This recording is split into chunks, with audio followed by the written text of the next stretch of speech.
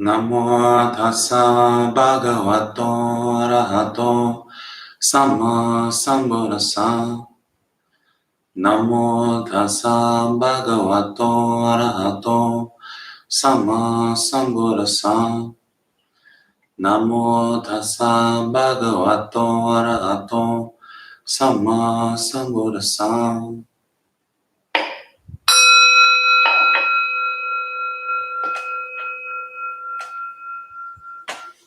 So hello everyone and welcome to Dharma Bum Basics. So last week I had mentioned that we would be doing Zoom as well as YouTube live stream tonight. That ended up not working out well because I was going to use the temple's account for it, but you can only host one Zoom meeting at a time, and there's already a recovery Zoom meeting being hosted right now. But I'll figure that out for next week.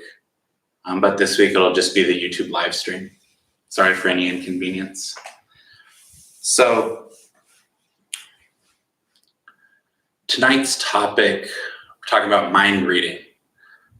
The only mind that we really need to be reading is our own mind. And I feel like being able to read our own mind is just as impressive as being able to read someone else's, because a lot of the stuff going on in there we're not consciously aware of. It takes time and exploration to become familiar with the landscape. So before we get started with the meditation, I just wanted to take a minute and check in. To just take a moment to kind of look at your mind right now. Look at your general disposition in this moment. Is the mind inclined towards a greedy state, or is it inclined away from a greedy state? Is it inclined towards aversion or ill will or anger at this moment, or is it inclined away from it?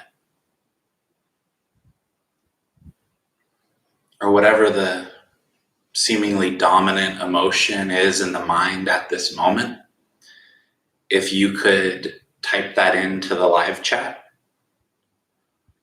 just kind of make note of whatever it is you notice that you're sitting with right now, whatever it is the mind seems to have in the forefront. So if we could just take the next few moments and type that in.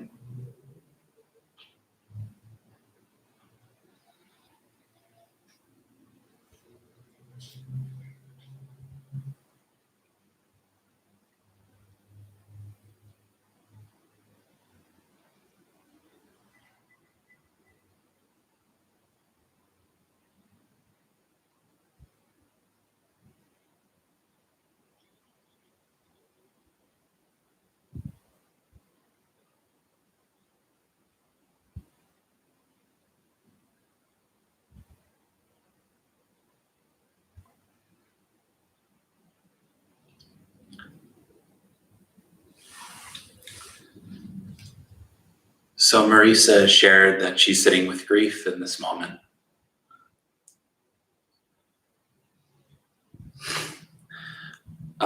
So she said she was sitting with grief in this moment, and she asked if it's a form of greed. I mean, to some extent it could be, but I wouldn't necessarily label it as that. I don't think it's necessarily that skillful to take that kind of heavy emotion and put a selfish label on it, like greed. But it is something to sit with, it's something to notice.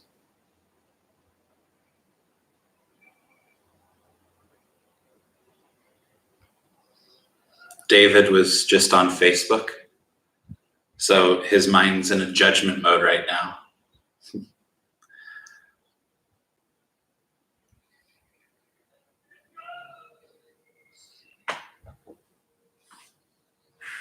Anyone else like to share what they're sitting with in this moment?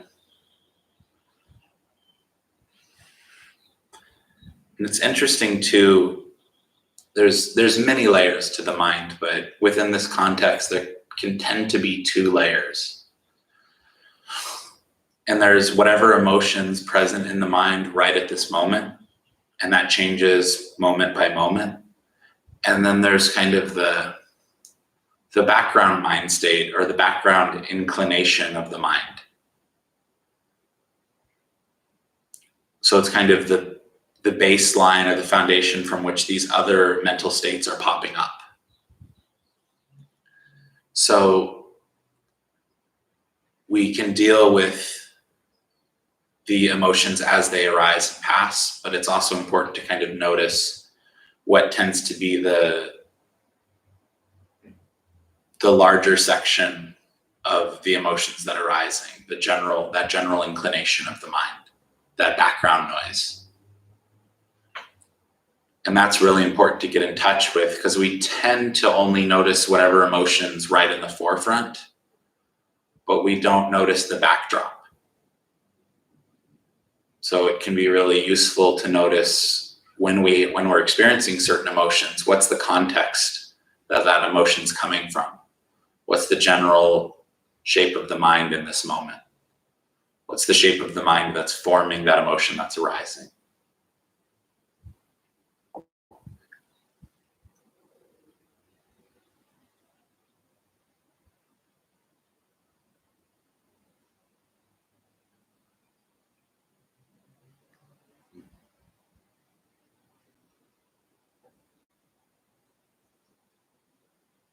Roberto shared, my mind is sending me messages I'm doing my best to ignore. This is a tough time.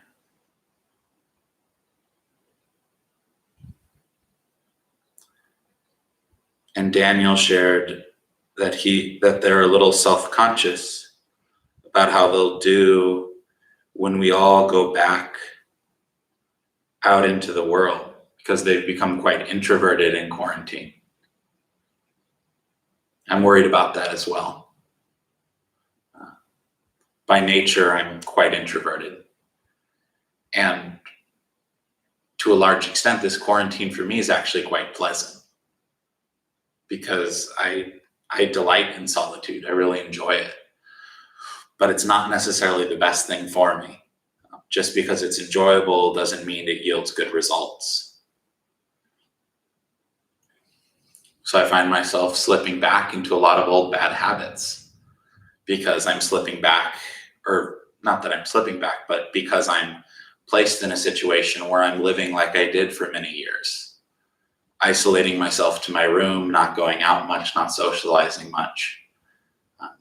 So I've noticed that it brings up a lot of old patterns of behavior, because this pattern of behavior, the situation that we're in right now, is very similar to how I lived my life for a number of years. So it brings up a lot of the old conditioning from when this is the way my life looked.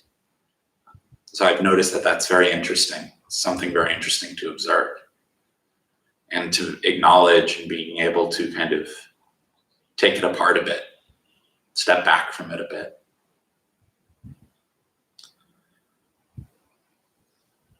David said that he would say, fear is what's underneath the judging. Absolutely. Fear is often the background emotion when we're experiencing mind states that we don't necessarily enjoy. So with that, I just wanted to take a moment to, tonight's topic being reading one's own mind, to take a moment to sit and just look at our own minds and to try to read it, try to discern what's present in the mind at this moment.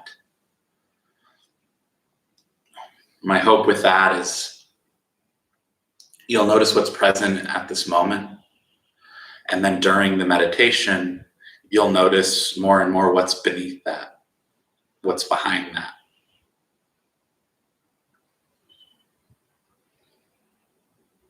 And then hopefully by the end of the meditation, some of that will be dismantled or undone, but a lot of it won't, but that's okay too. So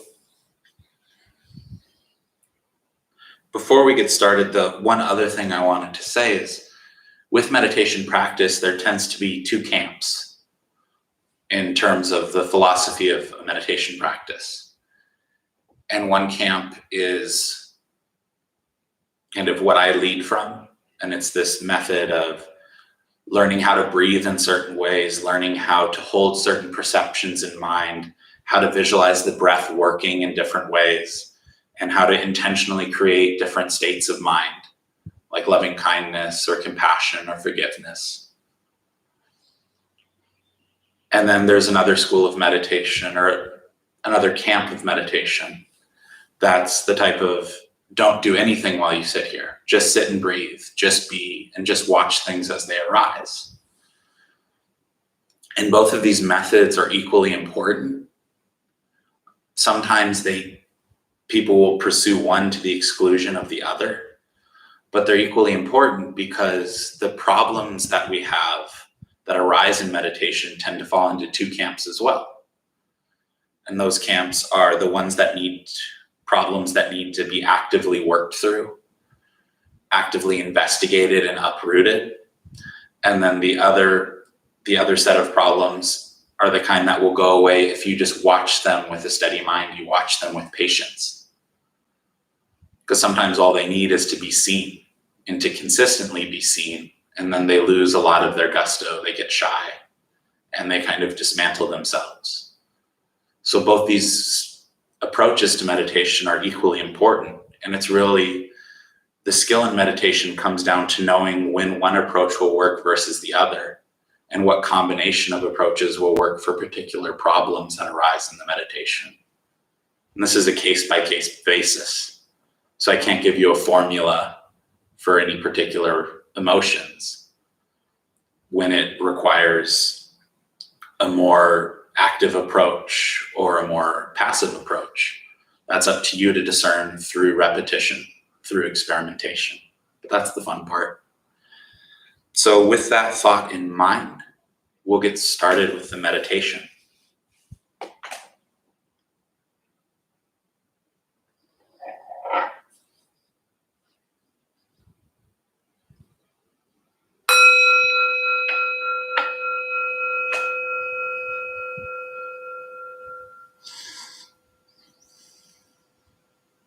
Closing the eyes, taking 3 deep breaths slowly.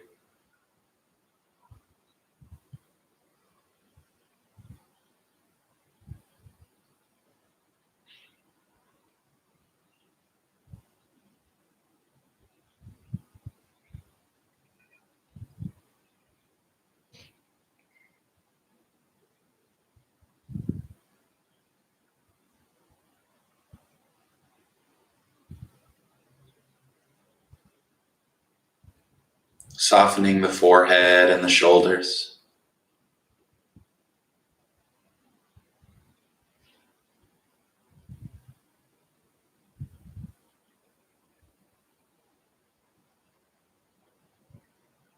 And noticing if deep breathing feels good. If it does, you can keep on breathing in this way. If it doesn't, you can switch things up. Maybe even deeper still or more shallow, heavier or lighter.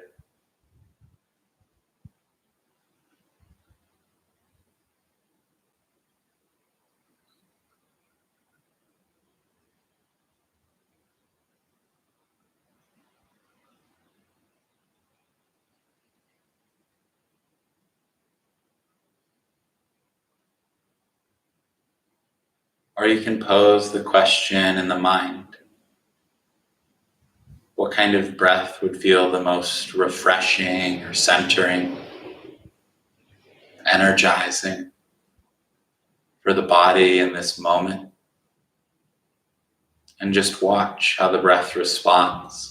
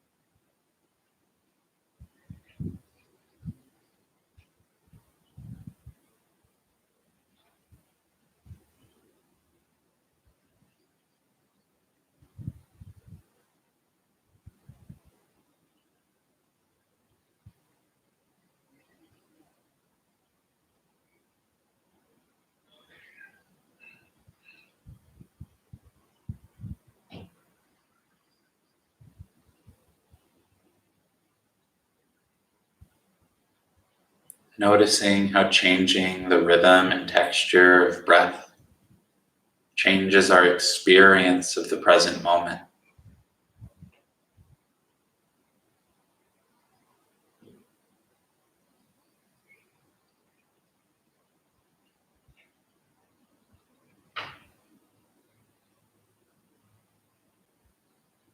The breath is one of the ways that we fabricate our experience of the moment.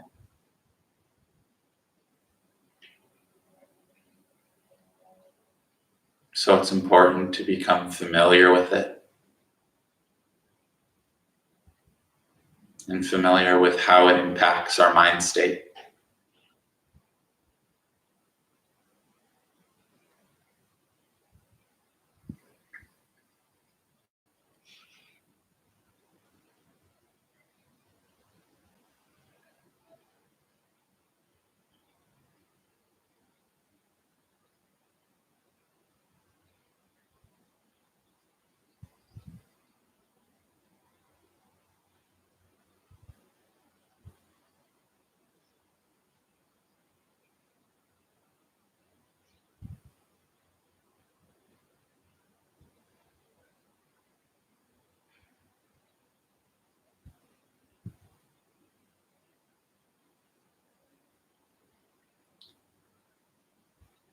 Once you've found a rhythm and texture of breath that does feel good for the body, the next step is to begin to work this breath throughout the whole body.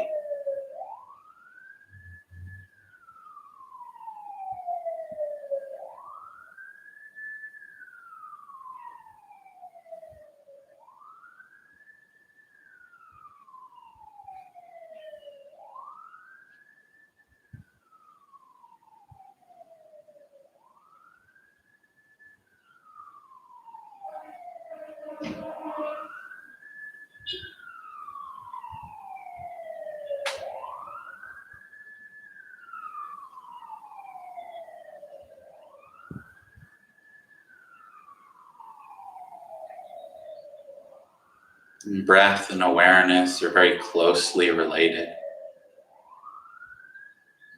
So as you remain focused on the breath, but guide your awareness through the body, sensation of breath is guided through the body as well.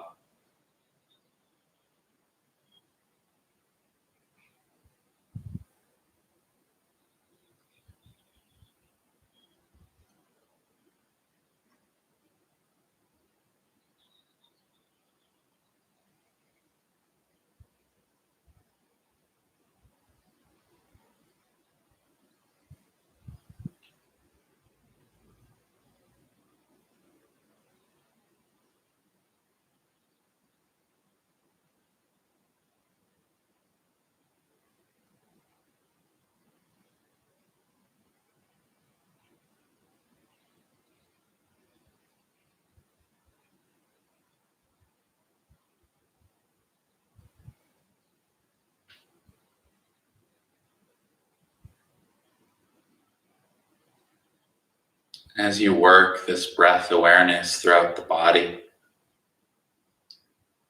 you'll notice pockets of tension here and there. When you find this pocket of tension, you can imagine the breath flowing through it, dissolving the tension away all the way through the in-breath and keeping it relaxed all the way through the out-breath.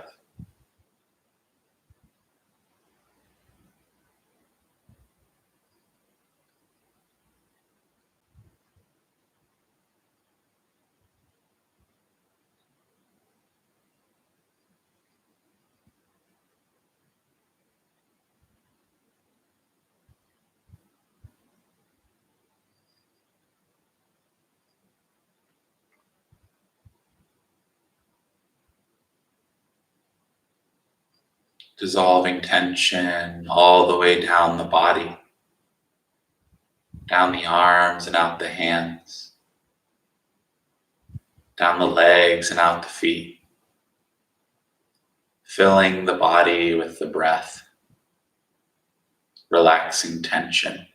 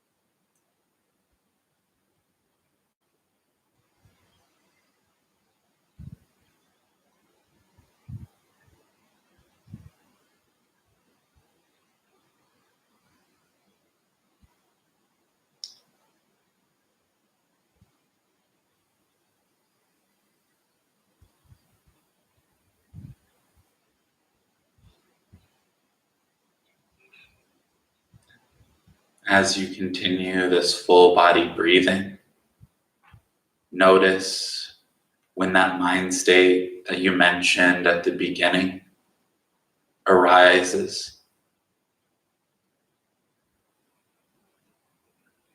Notice where there's tension in the body. Notice where the physical tension corresponds to mental tension.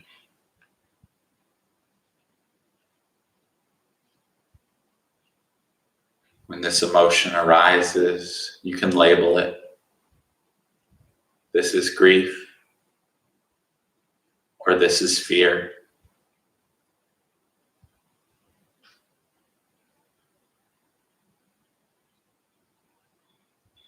These are natural parts of life. And then to notice where that gives rise to tension and relax it.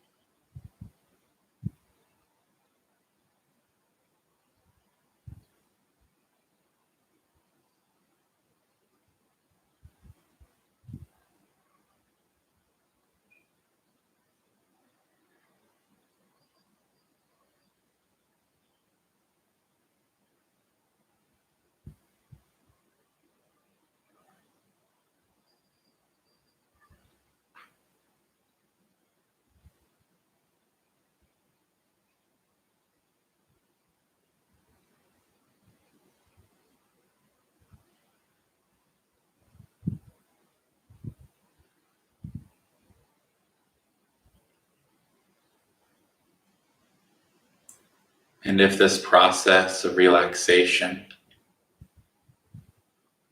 doesn't allow the mind state to subside, you can try other methods that you've learned to notice what's the right tool for the job in this moment.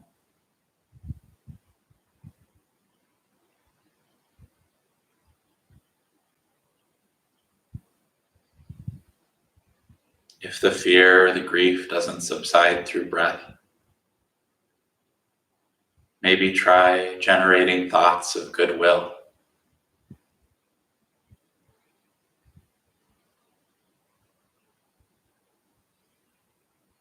Or working with the recollections,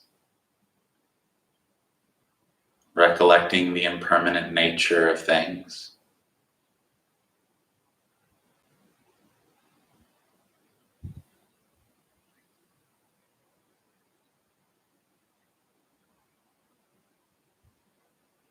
Whatever you try, just stick with it for a while.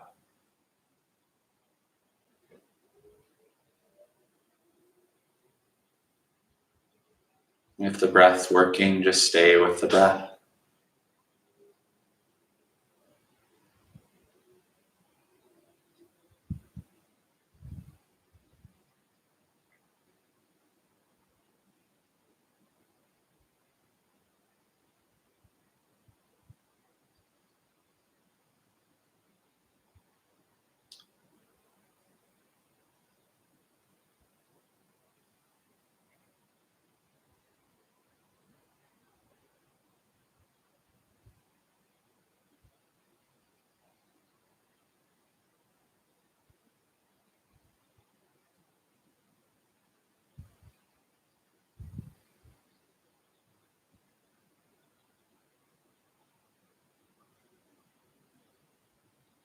If you have bits of tension that you just can't seem to get to relax, you can hold in mind that the body is mostly empty space. So as you breathe in and breathe out, the breath can flow easily through the whole body, whether there's tension or not.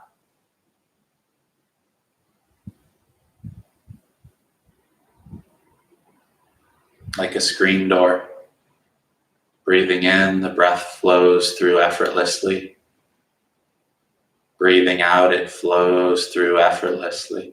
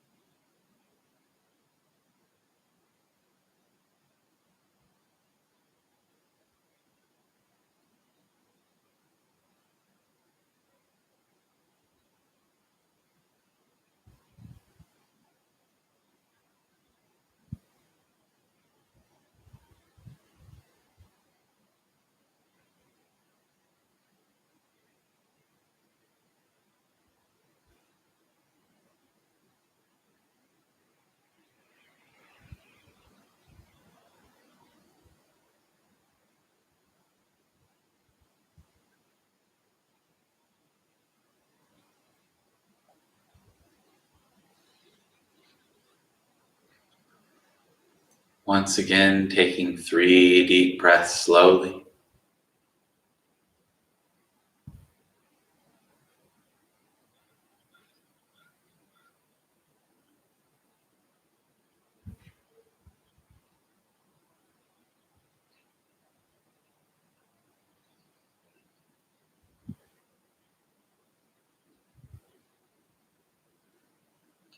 Opening the eyes bit by bit with each breath.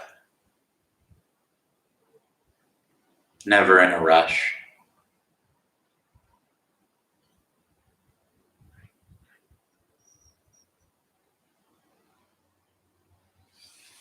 Taking the next few moments in silence to stretch if necessary.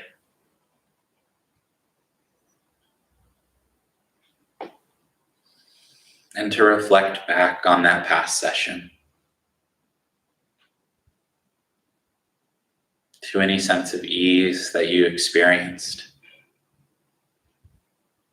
And to ask yourself what you were doing, how you were focusing just before that sense of ease arose.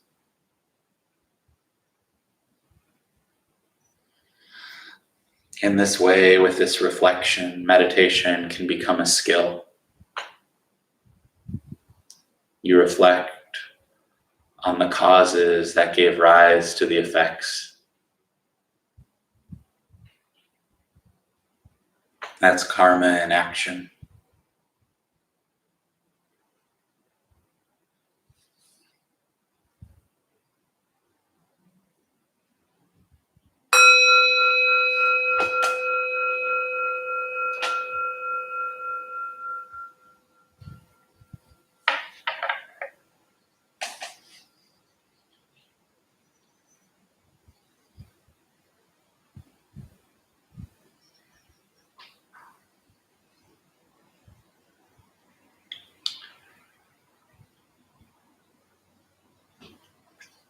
So if anyone would like to share in the comments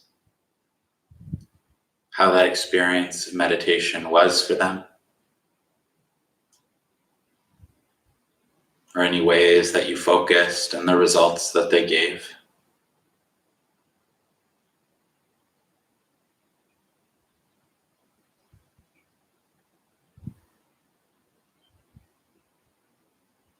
And that emotion or mind state that you mentioned at the beginning, or that you thought of but maybe didn't type at the beginning.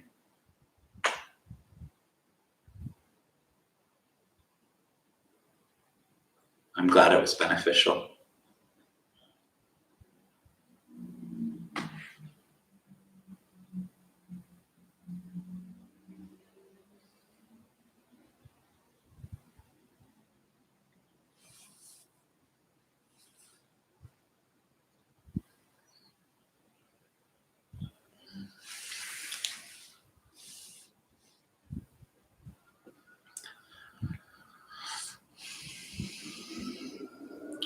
So that was a lot less of necessarily a structured guided meditation than I normally do.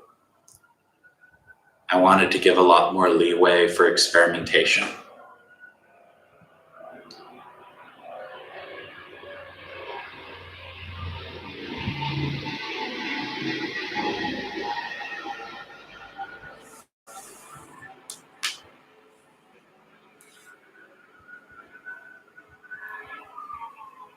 Because experimentation is a really important aspect of this practice.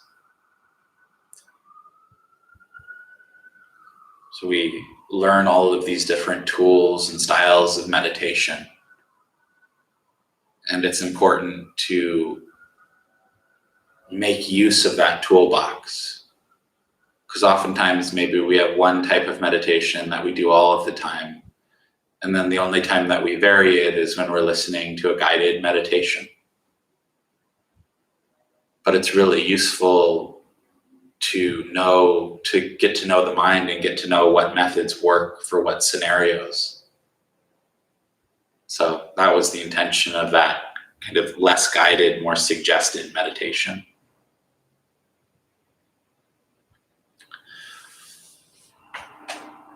So those two camps of meditation that I mentioned at the beginning,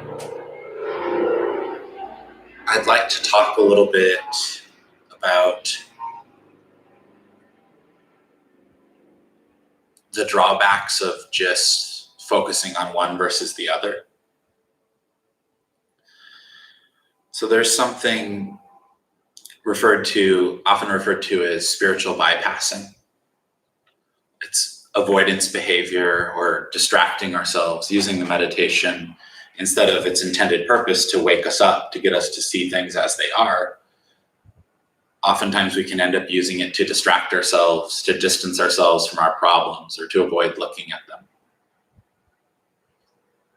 And a good example of this is when we have a particular problem that we're struggling with in our lives that actually requires being worked through, not just being accepted.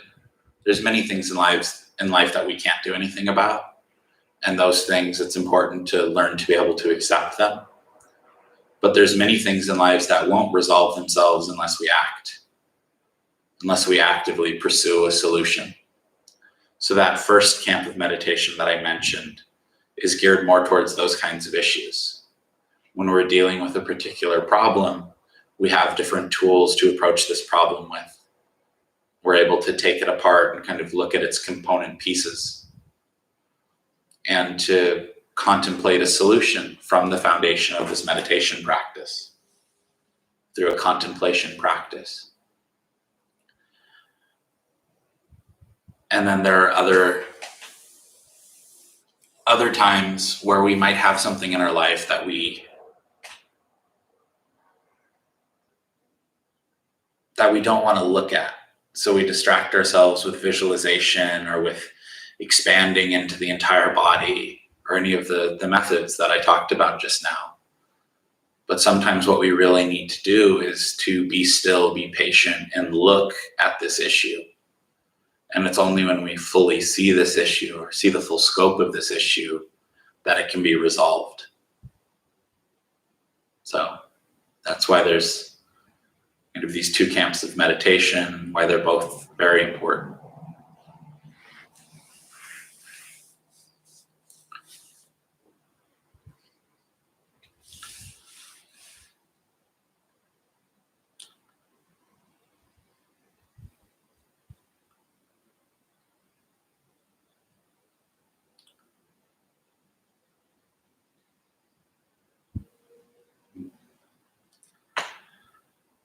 So David shared that he noticed that that shorter breathing caused anxiety and that the deep breaths helped relieve that anxiety.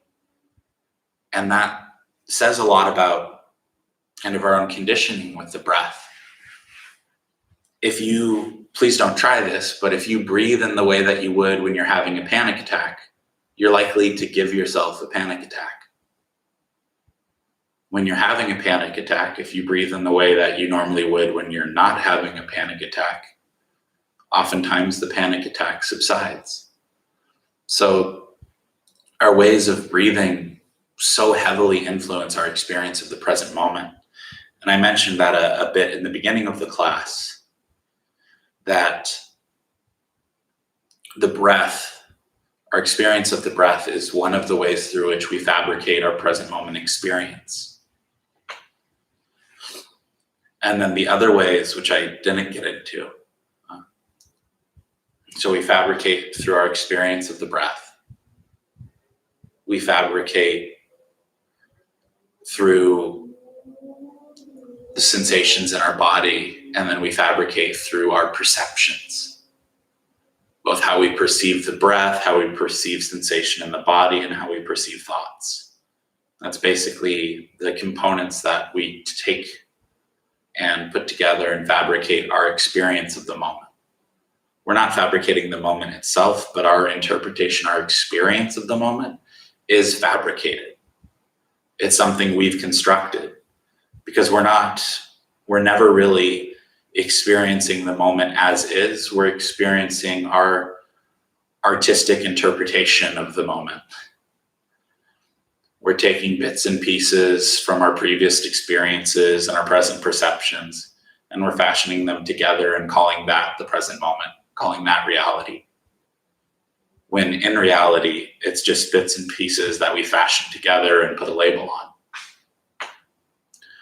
So this process of being able to work with these ways that we fabricate our experience allows us to actively choose how we're fabricating our experience rather than just being a slave to past karma, which segues nicely into the next thing that I wanted to touch on, which was karma. And I often don't talk about karma because typically if I bring up karma, then the conversation ends up being about past lives or future lives or manyfold realms of existence and stuff like that, which is all fascinating, but it's not necessarily that helpful. So the aspect of karma that I wanted to talk about today is present moment karma. So our experience of the present moment is influenced basically by two kinds of karma. So our experience of the present moment is influenced by our past karma, our past experiencing, our past conditioning.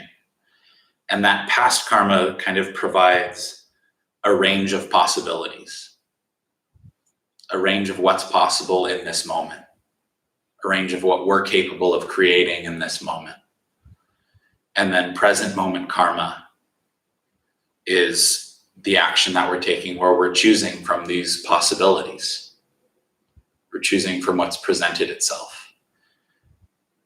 So karma, in a sense, in a practical sense, is taking past intentions and then kind of filtering them with our present intentions. So it's this combination of past and present intentions, which is our karma. And this karma is, as I had mentioned, this cause and effect, and it's this aspect of experimentation. So it's important because, as I mentioned at the end of the meditation, when you reflect back on what the most pleasant experience of the meditation was. But that's not the most important part. The most important part is to reflect back on what was the cause of that pleasant experience, that pleasant effect.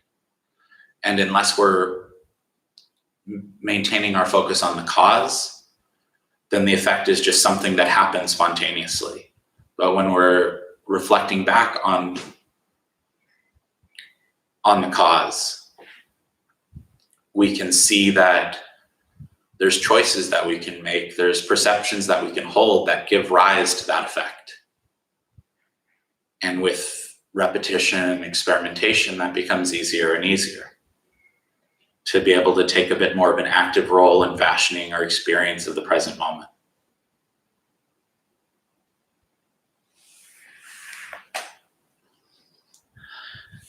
And in terms of reading the mind, there's a few qualities that are kind of the most important qualities to bring to bear on that, to be a good mind reader. It's kind of the attitude that we're bringing to this practice. And that's honesty, harmlessness, integrity, and patient forbearance.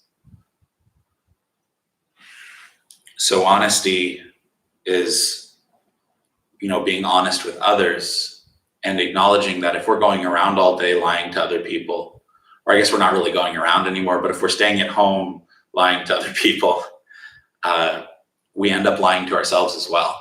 We end up not being able to be truthful with ourselves. So even little lies, little things here and there actually has a negative impact on us. And then the same with harmlessness. If we're going around being harmful, we build up regret, remorse, and denial about the bad things that we've done. And if we're going around being harmful, we're also more likely to lie because we want to cover up the harm that we did. So those go hand in hand. And then integrity is having a sense of accountability for our actions. When we've done something that we regret or we've said something untrue, to be able to kind of confess it to someone whom we respect, to be able to get it off our chests, and then from that point to be able to resolve not to do those kinds of things again. And it's that process of being accountable that really helps. That integrity really helps. If you know that if I do these things, I'm going to have to tell this person, it makes it a lot easier to kind of work with these things and abstain from a lot of the unskillful or unpleasant things that arise. And then the final one is patience. If we lack patience, we're not going to be able to sit with anything nearly long enough to get an insight into it, to get an understanding of it.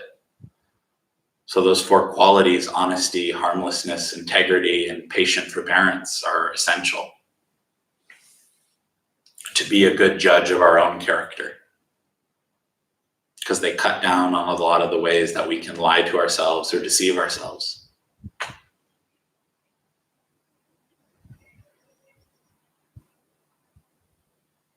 And again, karma comes in handy there. You can reflect on when you're performing an action, you can reflect on if it's untruthful or if it's causing harm to yourself or someone else. And if you notice, you can stop. You reflect upon it afterwards too. Did that cause harm to myself or someone else? And then if it did, you can go and tell someone whom you respect. And if it didn't, you can take joy in the fact that it didn't cause harm. Celebrating the little victories. So I'll stop right there and open up to any questions or comments or anything else that anyone has. Buddhist practice, anything like that in general.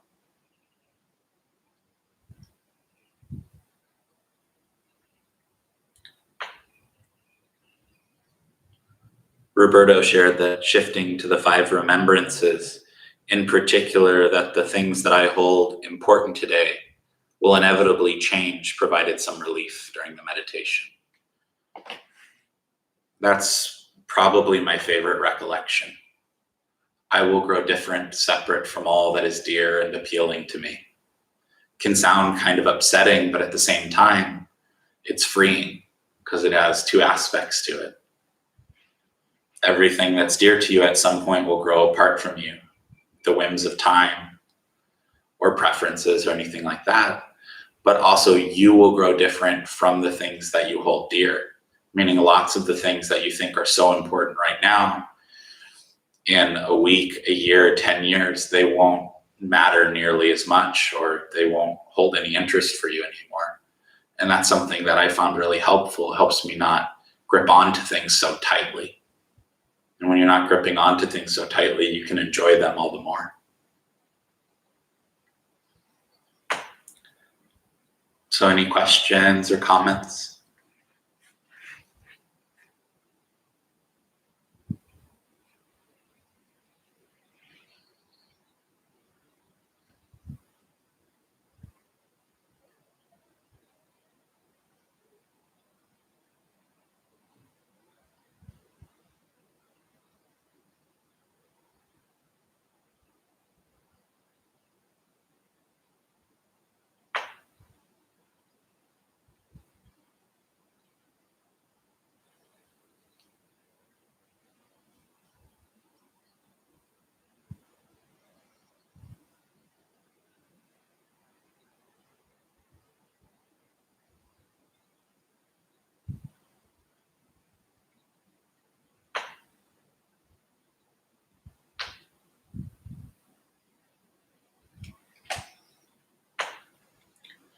So Daniel asked, is there a name for those categories of honesty, harmlessness, integrity, and patient forbearance? So they're found in different places and not necessarily all together. I think the only place in the sutras where they would be all together would be, there's a sutra, I'm not sure of the exact name, but it's something like a person of integrity. and it lists these kinds of qualities. But the qualities of like honesty, harmlessness, integrity, and patience are woven all throughout the Buddha's teachings in many different categories.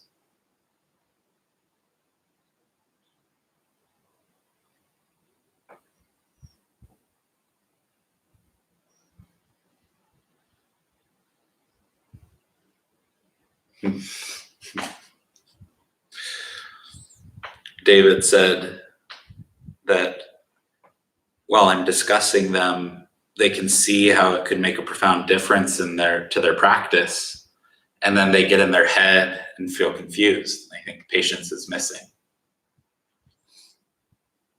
I think out of these qualities, at least for me personally, patience is probably the hardest one to intentionally practice, because we can pretty much we can intentionally try not to cause harm. We can intentionally be honest, and some people might think the honesty is the hardest one. We can intentionally be honest, and with integrity, that's something we can intentionally do as well. We can intentionally confess it to someone else. But patience is the only one on the list that's kind of, we can wait, but if we're frustrated, we're not being patient. So that one's the one that's most directly related to having to have more control over our mind state. The other ones are more actions or abstaining from actions, but patience isn't just waiting, it's being okay with the waiting. So it's definitely challenging. I want it to happen now, yes.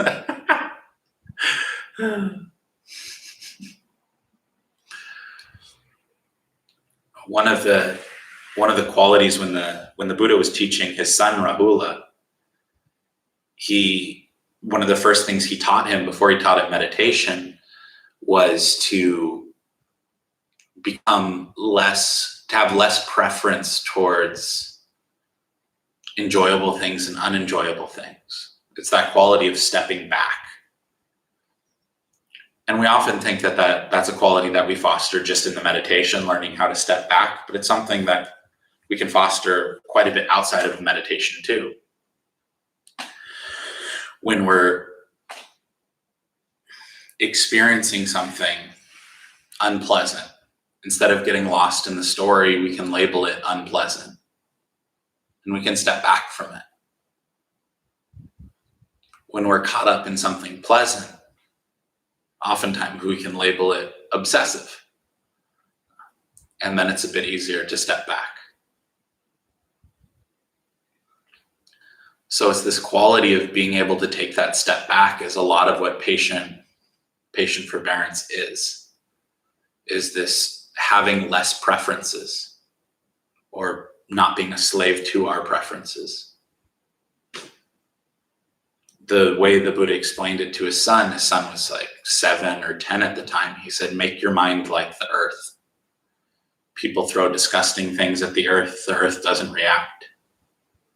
People throw perfume and wonderful fragrances on the earth doesn't react. So it's this quality of being grounded, of being at ease in this moment.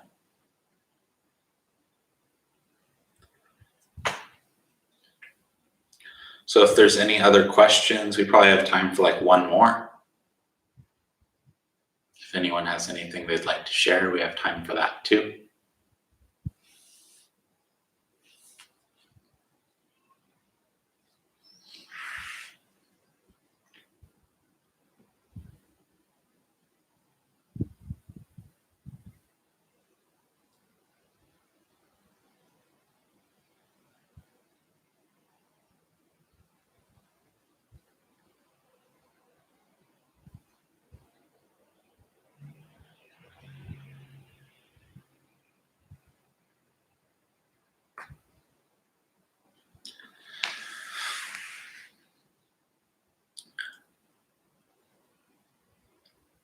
So we'll close.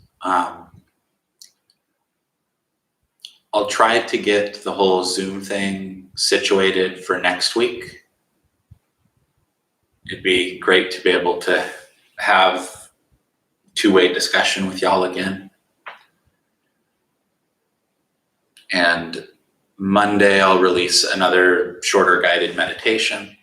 And then every Monday on the YouTube channel, I release a guided meditation on different styles. So if your toolbox seems a little empty, that's a good place to stop by and check that out. Oh, and then in the description box below, I put the link to 2 sutras that I think are really beneficial. Tuesday night, Jeff actually mentioned and highly encouraged reading the sutras. So I put 2 of them down below. One of them is titled Reading One's Own Mind, which was tonight's topic. It's kind of where I got my topic from, or got inspiration for the class from. Oftentimes that's what I'll do, is I'll read a couple sutras and then kind of see what that brings up for me and share that with y'all. So there's 2 sutras down below. One is the Reading One's Own Mind, and then the other one is probably my favorite sutra. It's the 2 Sorts of Thinking Sutra. And the link for both is in the description box below. The 2 Sorts of Thinking talks about skillful and unskillful thoughts, and making that distinction between the 2. And I really like it because it goes through dividing thoughts into skillful and unskillful, and it goes all the way through to the Buddha's awakening. So it's the Buddha sharing the first discernment that he made that eventually led to his awakening. So it's a really fun sutra to read. It gets a bit dense. It goes into states of deep concentration, other things too, but it's one of the most concise sutras in terms of the process the Buddha followed himself to awakening. So it's a really fun read. So with that, we will close. And yeah, thank you, everyone. If comfortable, please join palms. May any merit gained from this meditation and discussion be dedicated to all those who suffer at this time. May all beings be healthy, joyful, and at ease. May we all be healthy, joyful, and at ease. Metta karuna mudita peka sangha teya cetasa chaturi sambharatva viharati sambhavagaru pavena sambharammaru pavena sambhasangharu pavena sote hantu niranta rang.